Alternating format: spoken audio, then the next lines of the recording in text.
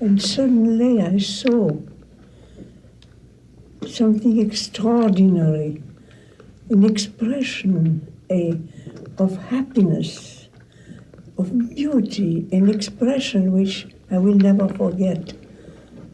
And at the same time, the body was absolutely without a movement. Then he looked at me and told me, I will go out. I go away now. Stay there and see me. So I went. I was there and I saw the way he died by becoming so strong, as if he had in him a life, a body, another body, which was not dying. One could see that so well. It was so strong. And suddenly he died. And I had the feeling that something was alive near me, anyhow. And he turned to me and he said, soon I will go where you cannot follow me. Madame Ouspensky said to him, and where will you go, Georgi Ivanitch? And he said, oh, Tibet maybe. And then, October, when he was due to come back to New York, of course he didn't. It was obvious that he was prepared to take his leave. I think it was about 2 weeks before he died. He drove with a group of men to the Russian church, pulled up in front of it and stopped and sat there for a considerable period of time, and without further comment drove on. On sentait bien que M. Gurdjieff préparait son départ. Il n'avait pas peur de se comporter d'une manière qui parfois était apparemment incompatible avec ce que par ailleurs il nous transmettait de sa présence même.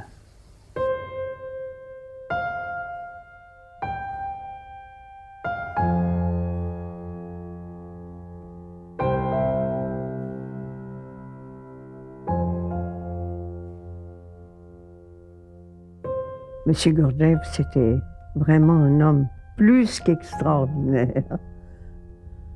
C'était vraiment quelqu'un qu'on ne rencontre jamais, qui a une qualité, une intelligence, plus que ça, même une connaissance. D'où il l'a reçu, c'est autre chose, mais une connaissance. Et il s'en servait, et il travaillait. Alors c'est ça qui m'a touchée. Je sentais à côté de lui, je le voyais agir, je voyais la manière dont il essayait d'être, pas comme les autres.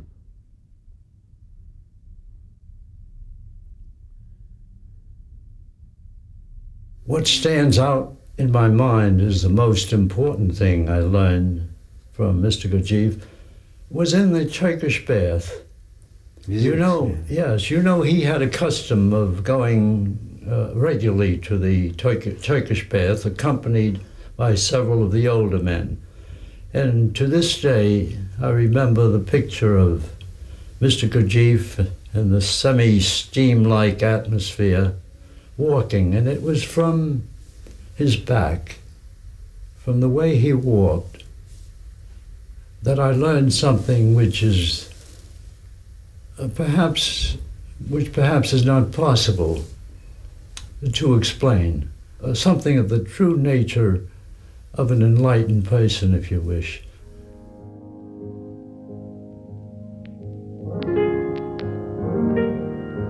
Oui, je voudrais traduire l'impression que j'ai ressentie auprès de lui, l'impression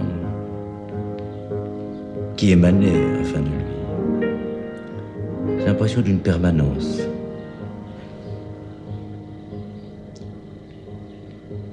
Il était toujours tranquille, contenu, quelles que soient les circonstances, qu'elles soient dramatiques, parce que ça arrivait souvent, qu'il aille au marché, qu'il soit près de ses élèves, qu'il soit à table, avec beaucoup d'invités.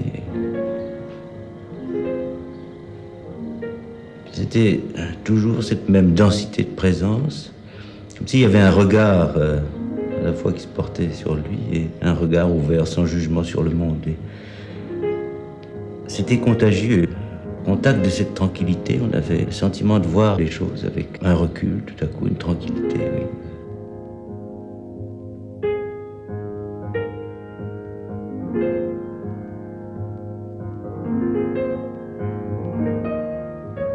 Pour les enfants, par exemple, chacun en a gardé une trace indélébile.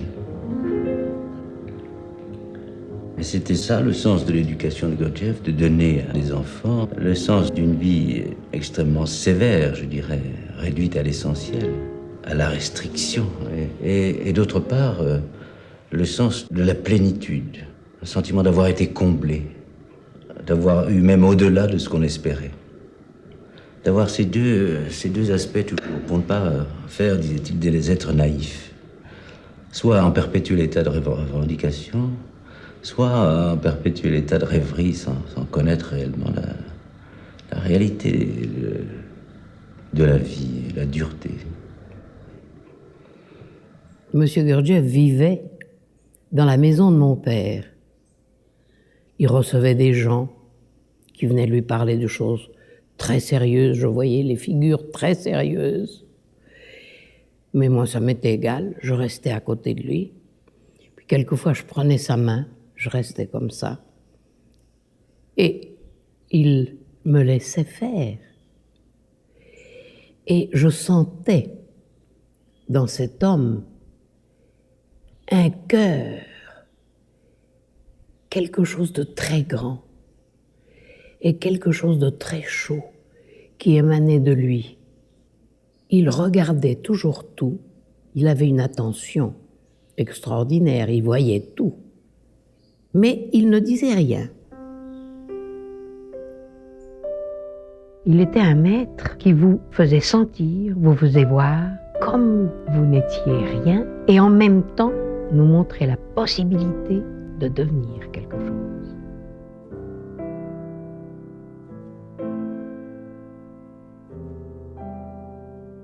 La conception habituelle du maître, c'est un être humain qui poursuit une quête qu'il a commencée dès son enfance, dès sa petite enfance, et qu'il poursuivra jusqu'à la fin. Il se servait de tous les moyens pour cela. Mais il continuait à travailler, et c'est évident qu'il travaillait sur lui-même. Il se demandait chaque fois des choses plus difficiles, devant notre incompréhension, devant les obstacles qui venaient de toutes parts, et la guerre et tout cela, il prenait en charge. Il avait sa part. C'était étonnant de voir à quel point il était libre de cette ordinaire conception du maître.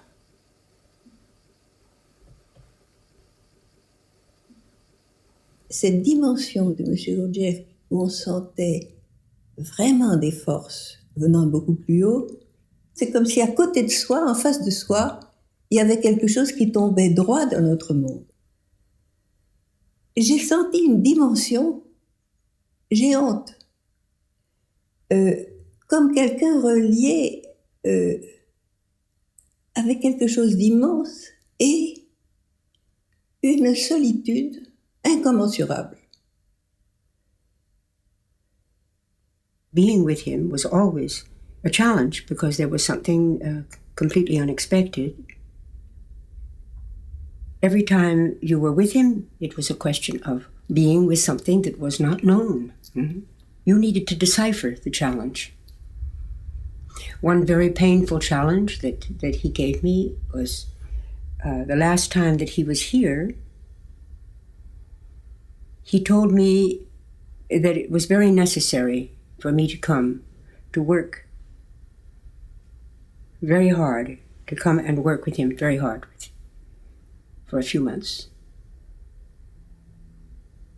but I was to come alone without my children.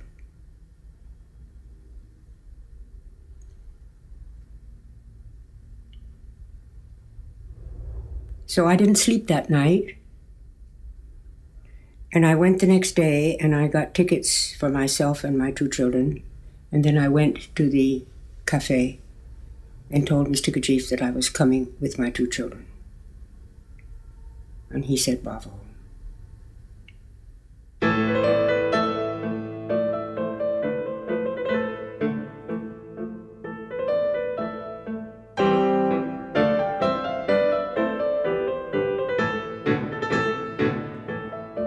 The most important thing is to try to awaken that in you which is now asleep. And this was Gurdjieff's great. This was why he could be called a master. And it was based on love in a way. Attention is love. True attention is love. Présence à soi-même et présence à la vie. Les deux se correspondent, les deux sont complémentaires l'un de l'autre. Le grand maître reste la vie. C'est d'elle que je peux tout apprendre. C'est d'elle que je peux tout comprendre. Et pour cela, il faut que je fasse l'expérience aussi à fond qu'il est possible, aussi pleinement qu'il est possible. On percevait un regard, il y avait quelque chose qui était très sûr, mais il se départissait pas d'une conscience de ce qui était là, ce qu'il faisait. Il y avait toujours un espace entre l'action et ce qu'il était, et en même temps c'était plus que jamais réuni. Pour moi, ça reste l'évocation d'un homme incroyablement silencieux. Un silence ouvert, une immensité, une manière de marcher dans la rue. Il y avait quelque chose qui était à la fois de la terre et du ciel, hein, dans sa présence, dans sa manière de se déplacer. Et tout ça dans une impression de silence quelque part qui fait que très souvent on avait le respect de cela et il y avait quelque chose de donné dans un rayonnement de présence qui remplissait, on ne savait pas très bien comment ça se passait, mais ça vous rendait silencieux à votre tour.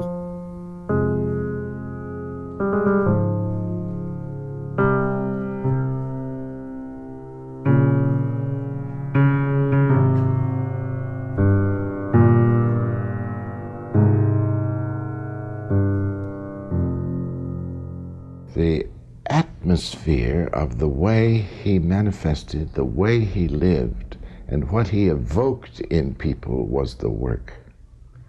It wasn't something to be learned in a linear way over barriers to an accomplishment. It was a kind of an electronic experience with him. In his presence, one was exposed to his world.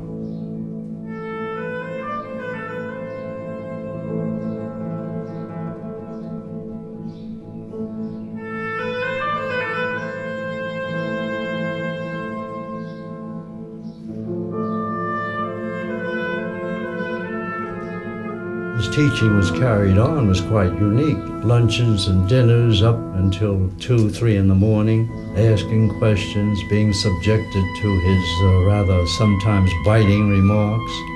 But there was a ferment which one felt.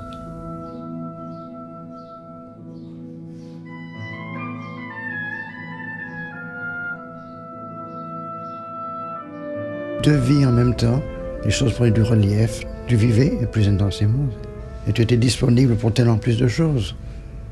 Le premier jour que j'ai vu M. Gurdjieff, sans qu'il me le dise, il m'a demandé de faire quelque chose le jour même. J'ai su, j'ai senti, sans nul doute, que si je ne faisais pas cette chose, je ne pourrais jamais reparaître chez lui, à sa table. C'est pas facile, mais je mets ça en mots maintenant, puis je dois l'avoir senti dans mon inconscient. Et j'ai fait ce qui était demandé. Et le lendemain, je suis revenu, il n'a rien dit. Et j'ai su qu'on savait tous les deux que quelque chose s'était passé.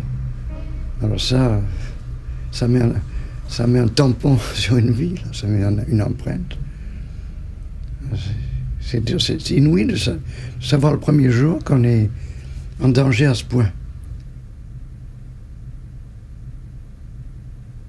He's talking about how countries were characterized by animals, that the English were sheep, that the Russians were turkeys. They were a cross between crows and peacocks. And somebody who really knew better said, "And what were the Italians?" And he said, "Idiot. Always you spoil things. Go away. You have no right to be here." And this chap got up and went away. After maybe 10 or 15 minutes, he looked up with sort of surprise and said, "Where talking machine? Where he? Go. Find talking machine." So somebody went, found him, and back he came. And it was not unusual for people to be sent away in this kind of manner, but sometimes they'd slip back in, sometimes somebody would go for him, but there was something so sort of wonderfully jocular when he said, "Where talking machine?" C'était une véritable menace. Une menace pour sa tranquillité, une menace pour la petite idée qu'on se fait de soi-même, une menace pour le répertoire confortable dans lequel on vit en général. Au moment où cette menace se présentait, c'est comme un fossé à franchir, un seuil. On était aidé à le franchir, par sa présence même.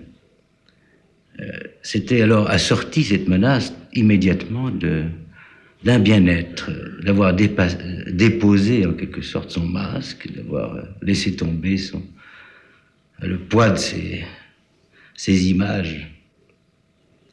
Et on se sentait soudain libre. Pour tous ceux qui l'ont approché, cette rencontre a été un choc.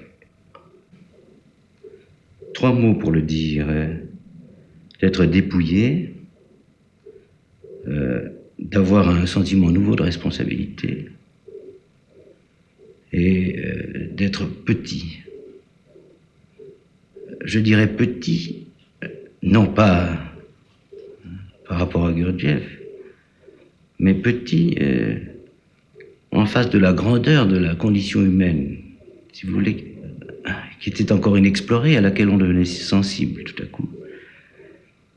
Et dépouillé parce que, je le disais tout à l'heure, tout le masque tombait, et avec un nouveau sentiment de responsabilité, parce qu'on avait comme le besoin de répondre tout à coup à cette vision nouvelle de l'homme. La vraie question, c'est qui suis-je? Il y a d'autres formes de création qui ne sont pas destinées à s'interroger. Elles se contentent d'être. Et l'homme ne se contente pas d'être, il s'interroge sur le sens de son être.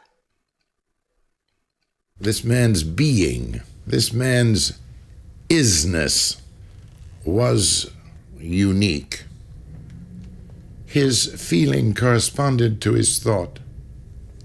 His thought corresponded to his feeling. His body gave evidence of his being.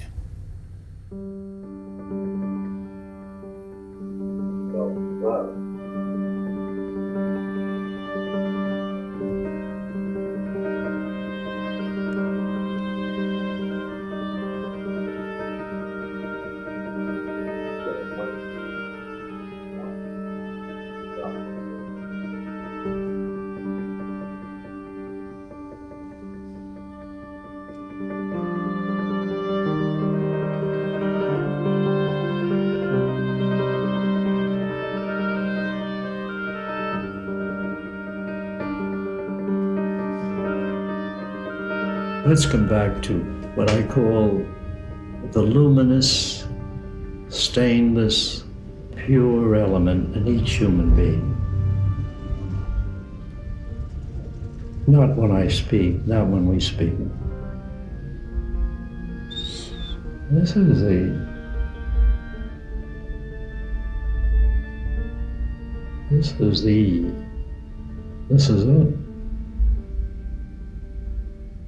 We can know something about it, but not too much.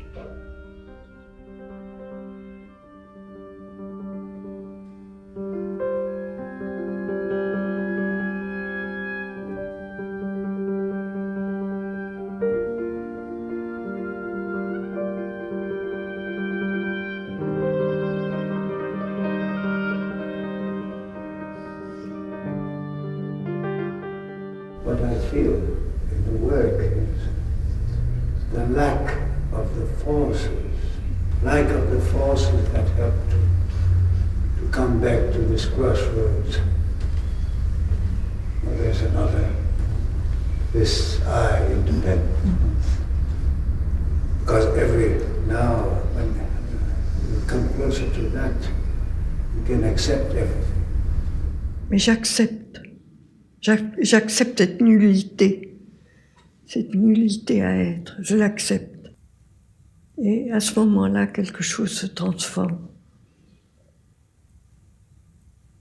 Et on peut sentir qu'il y a toute une matière impalpable qui devient à ce moment-là, qui se tient,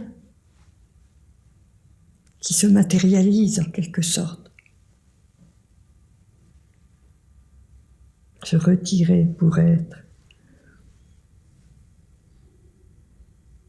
On the path to awakening, in a true sense, there is always, as I repeat continually, there is always the necessity to have this acute attention to awaken to oneself, to remember oneself. Yes, because who am I is not a formal question. It's an unanswerable question. Yeah, it's a movement, isn't it? A movement of entering, of opening, towards an opening, yes. towards the mystery of why we're here, and who are we really.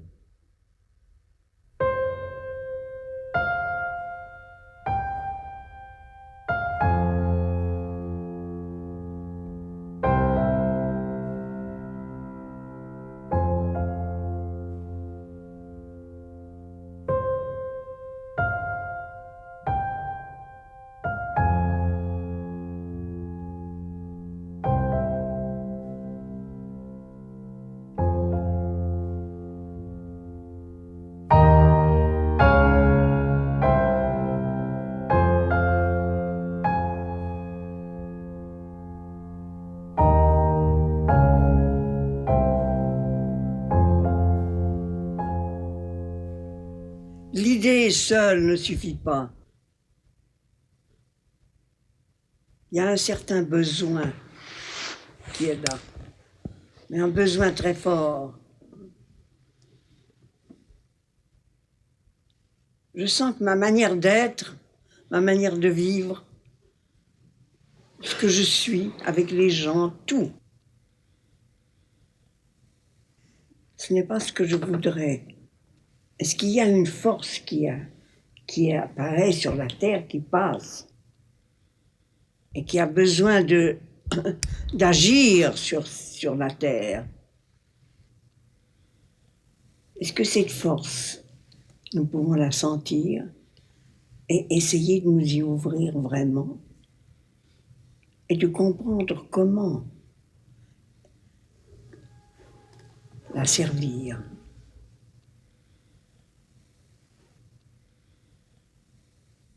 Je suis là, mais pourquoi? Je ne sais pas comment je suis là, pourquoi je suis là, ce que j'ai à faire, ce que j'ai à obtenir. Il faut que je voie mon état d'être, la manière dont je suis, ce que j'attends, ce que j'espère, à quoi je fais confiance intérieurement, ce que j'essaye de servir. d'une manière vraie, pas seulement une petite idée. Autrement, ça ne se fera pas.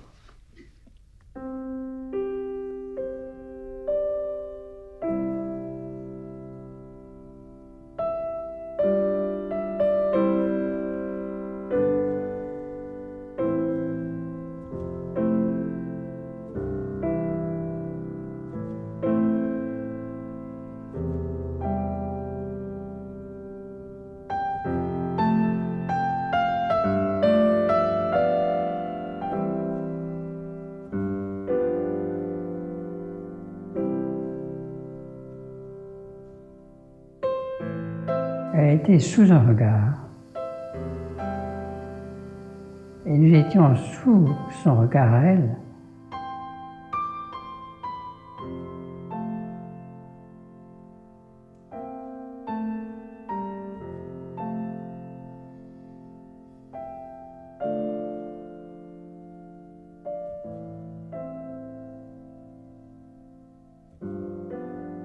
Mais aussi sous le regard auquel elle s'était ouverte. Bien entendu, dans ce regard, il y avait M. Gurdjieff. Mais il y avait bien plus encore.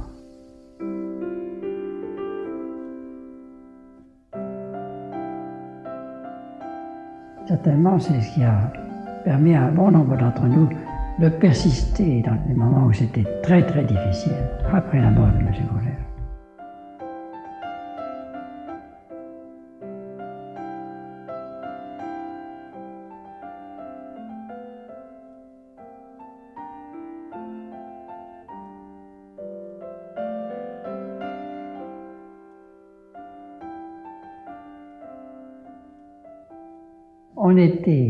Nous allions en Suisse ensemble. Mme Sussman voulait que je travaille avec elle à la traduction de Belle But.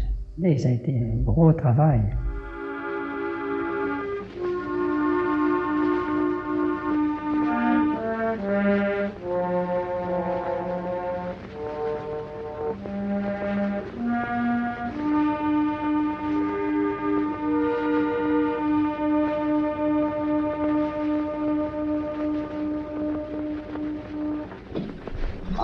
Man. I remember when Mr. Gurdjieff played, he would play for a long time, and ask how do you feel, what do you think, and so on. And play his own way. It was always so touching, so extraordinary.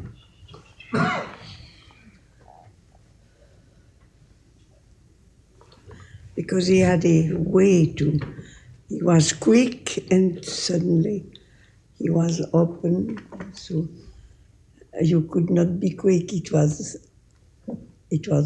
very slow because we were open and something very strong appeared. And then again.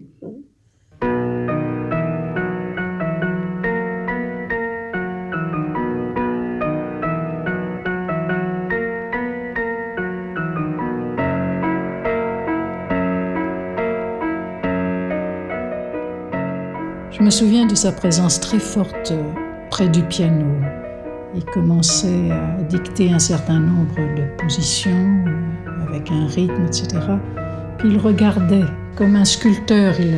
À un moment donné, il reprenait la pièce, il la complétait, il la modelait, il l'affinait. C'était une perception de travail vivant.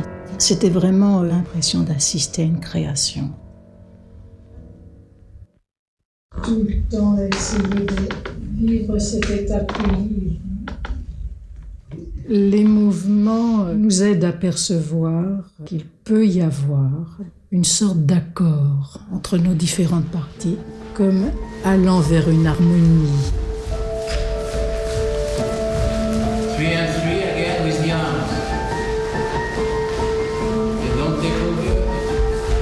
Dans la vie, alors on se voit pas du tout comme cela et en même temps, on sent que s'il y a là une vérité, elle doit pouvoir être dans une condition et dans une autre, mais qu'il y a à étudier, à chercher.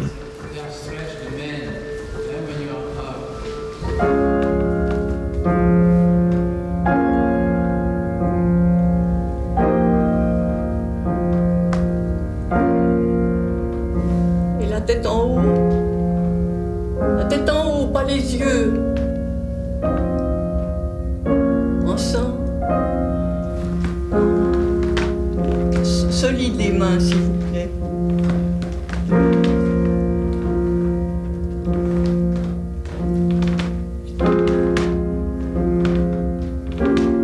Sentez bien ce poids du corps, c'est ça qui est important. Comment vous êtes là.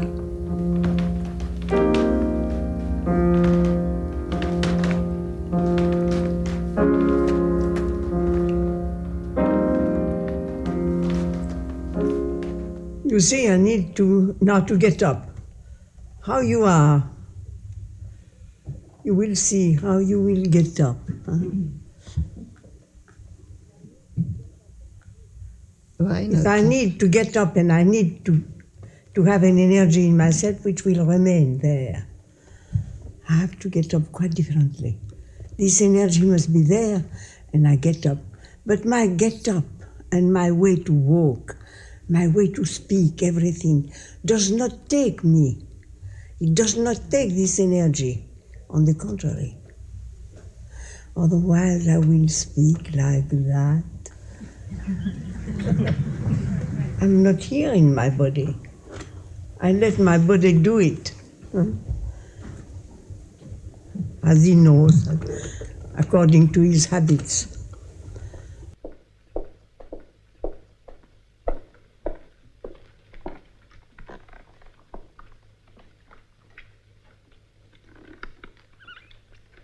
Attention, nous allons être en mouvement. Essayez d'abord de bien sentir que vous êtes ouverte à une énergie qui vient d'un peu plus haut que votre tête et qui passe en vous. C'est l'énergie la plus importante qui permet une conscience qu'autrement on ne conserve pas. Vous sentez que vous avez besoin de la garder en vous et en même temps vous allez être en mouvement. Il faut que les deux choses soient absolument ensemble. Alors, essayez. 1, 2, 3, 4, 5. Comme si c'était une même personne, une seule personne. Il faut que je sente le rythme. Pas les personnes, mais le rythme.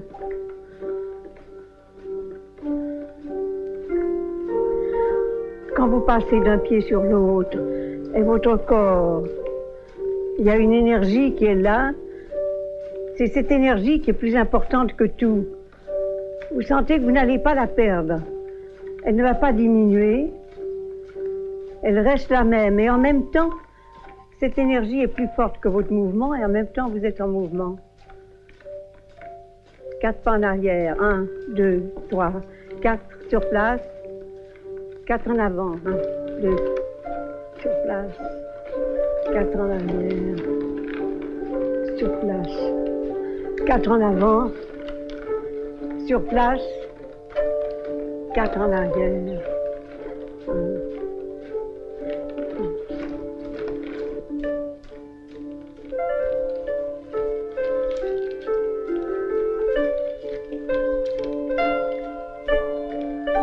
On n'accepte pas de voir que la pensée et le corps ne sont pas reliés. On ne l'accepte pas. La pensée tourne, elle va de son côté, et le corps, ça lui est égal. Il attend que quelque chose lui soit demandé.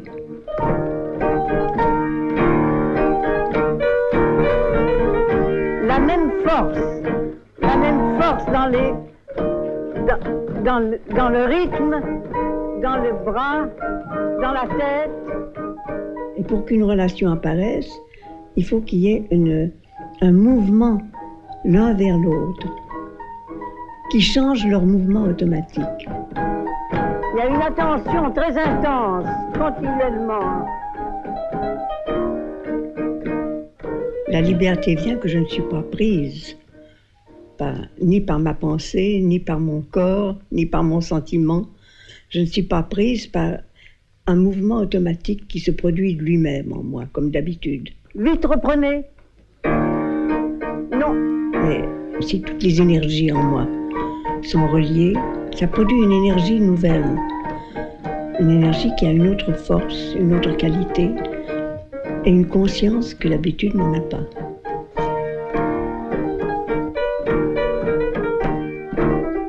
perdez toujours.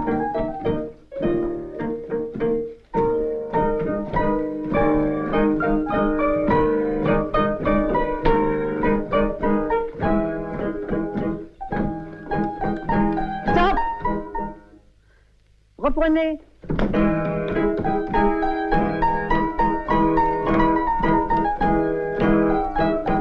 Cette énergie est en nous, elle est chez tout le monde.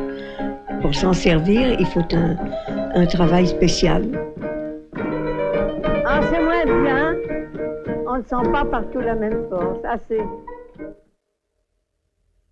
J'ai fait les mouvements assez longtemps, je crois, et ça reste un mystère. T'es complètement dégagé de toute considération, par exemple. Avec l'intellect, c'est une autre surprise aussi. Approcher ce qui ne peut pas être approché, là, une pensée. Je pense toujours à ce mot de Gurdjieff, dances are for the mind. How a movement is becoming conscious. And for example, I will do a movement with my arm and I will do it and I will do it. And at the point I will find so to speak, the movement within the movement within the form. And suddenly I need much less force. Then a moment later it's lost. Again I'm doing. And little if I can find it again.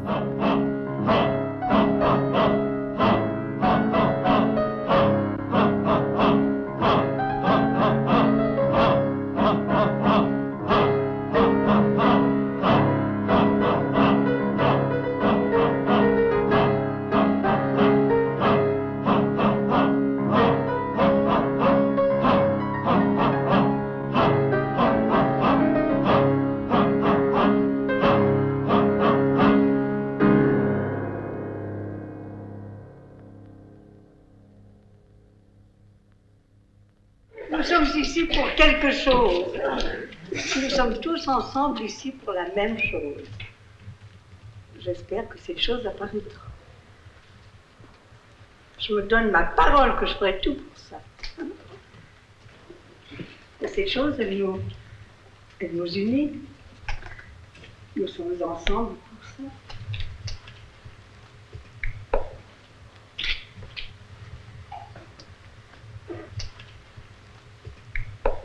Les dernières paroles de Jackie Baudelaire.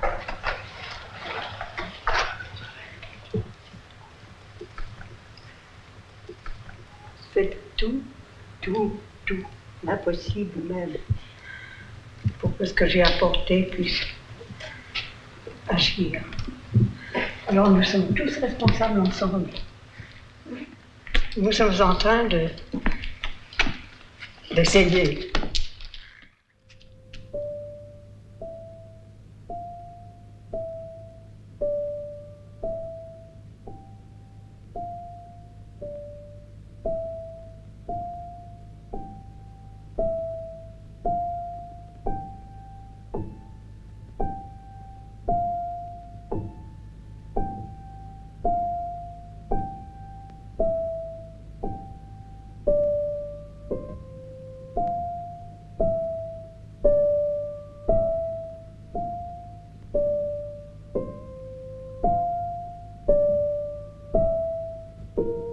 On est devant un double mouvement. Le mouvement d'un automatisme qui est toujours là et le mouvement d'une attention très consciente qui est difficile à obtenir de manière suffisante.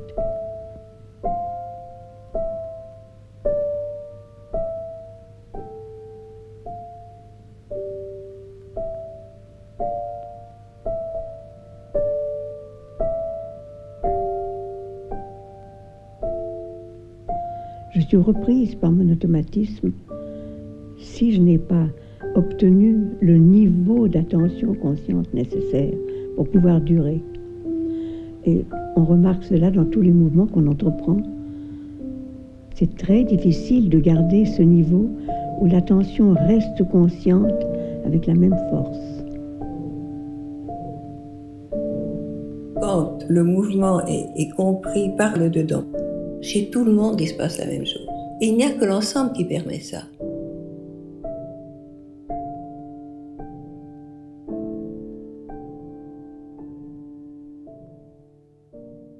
C'est une œuvre considérable et pour ceux qui ont vécu ce travail avec Madame de Salzmann, sans elle, tout ça serait perdu, n'aurait pas été perçu de la manière, avec cette connaissance de toute une gamme de mouvements de l'énergie.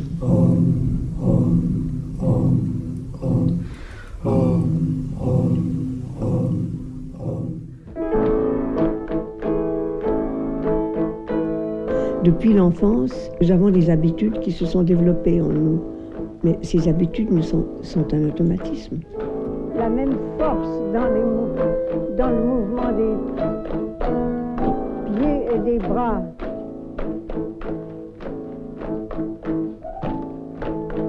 Nous n'avons aucune liberté. Nous ne pouvons pas avoir de liberté puisque nous sommes pris par notre automatisme. Nous ne pouvons pas nous empêcher de penser d'une certaine manière. Nos habitudes du corps, c'est la même chose. Les sentiments, c'est la même chose.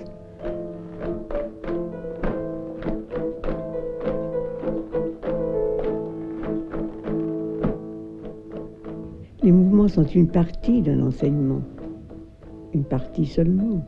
L'enseignement, c'est une connaissance de l'homme, de ce qu'il est. Nous avons un corps, nous avons un esprit, c'est-à-dire une intelligence, un sentiment. Entre ce corps, cette intelligence et ce sentiment, il n'y a pas de relation véritable. Et la première chose est d'opérer une relation, ce qui produit une énergie nouvelle, une énergie d'un niveau supérieur, une pensée supérieure. Ce n'est pas la pensée avec tous les mots qui ont été appris, les idées qui ont été apprises. C'est une vision intelligente. C'est une éducation nouvelle.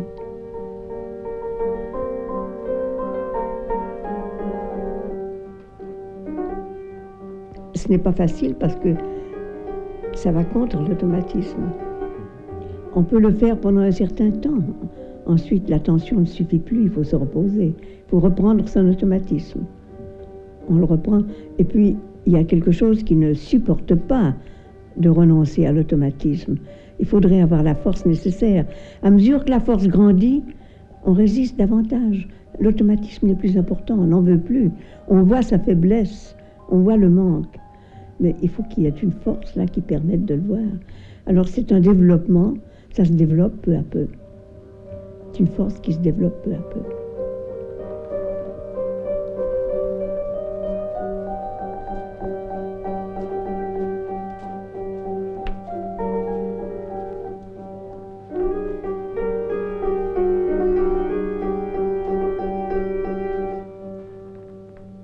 On est assis là ensemble. Et la manière dont on parle, dont on écoute, dont on est ensemble, dont on reçoit des impressions, c'est très important. Le corps est là. Est-ce que le corps est la chose la plus importante? Est-ce que c'est le corps qui va vous permettre de devenir quelque chose? Ou bien c'est l'instrument. La pensée associative, est-ce que c'est la chose la plus importante? C'est la même chose. On en a besoin, mais en même temps, c'est un instrument. Elle a besoin de servir tout à fait secondaire. Alors, il faut bien qu'il y ait une énergie qui apparaisse, une énergie qui vient d'un autre niveau. Et en même temps que cette énergie est là, il faut se servir des autres énergies pour pouvoir avoir une action dans la vie. Autrement, il n'y a pas d'action. C'est très, très, très important, cette chose-là. Et de voir continuellement, de bien voir, pour que ça devienne quelque chose ça devienne des forces qui ont un rapport entre elles tout à fait défini, qui crée une énergie nouvelle qui a sa vie propre. Et pour qu'elle ait sa vie propre, pour qu'elle se développe, ce n'est pas facile.